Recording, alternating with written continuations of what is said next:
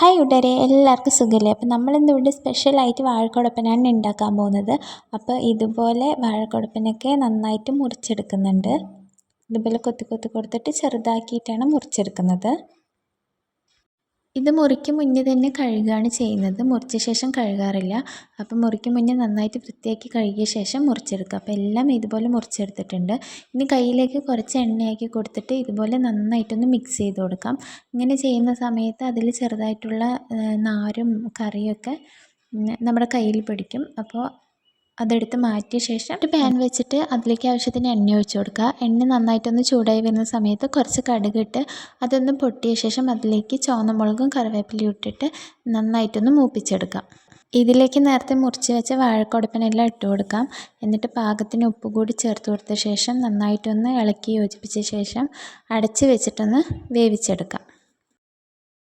ഇനി ഇതിലേക്ക് വേണ്ട അരപ്പിന് ഒരു മുടി തേങ്ങയും കുറച്ച് ജീരകവും 3 പച്ചമുളകും കുറച്ച് ചെറിയുള്ളിയും കൂടി ഒന്ന് ചതച്ചെടുക്കാം.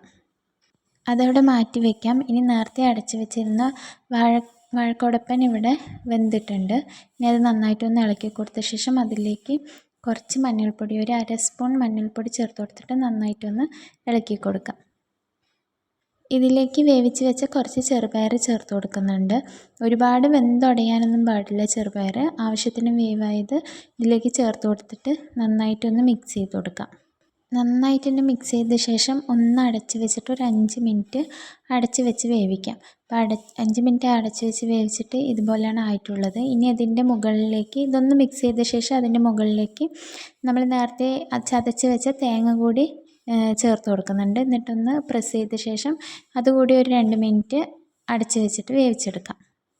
2 മിനിറ്റ് കഴിഞ്ഞ് തുറന്ന് നോക്കിയപ്പോൾ ഇതുപോലെ ആയിട്ടുണ്ട്. ഇനി ഇതെല്ലാം കൂടി നന്നായിട്ടൊന്ന് മിക്സ് ചെയ്ത് കൊടുക്കാം. അപ്പോൾ അത്രയേ ഉള്ളൂ. അടിപൊളി ടേസ്റ്റാണ്. എല്ലാവരും ഒന്ന് ട്രൈ ചെയ്ത് നോക്കണം. നമ്മുടെ വീട്ടിലൊക്കെ ഉണ്ടാകുന്ന വാഴപ്പൂവൊക്കെ കിട്ടിക്കഴിഞ്ഞ് കഴിഞ്ഞാൽ അതൊന്നും ആരും വേസ്റ്റ് ചെയ്ത് കളയേണ്ട. എല്ലാവരും ഇതൊന്ന് ട്രൈ ചെയ്ത് നോക്കിക്കഴിഞ്ഞാൽ പിന്നെ നമ്മൾ എവിടെ നിന്ന് കിട്ടിക്കഴിഞ്ഞാലും വെച്ച് നോക്കും. അത്രയ്ക്ക് ടേസ്റ്റാണ്.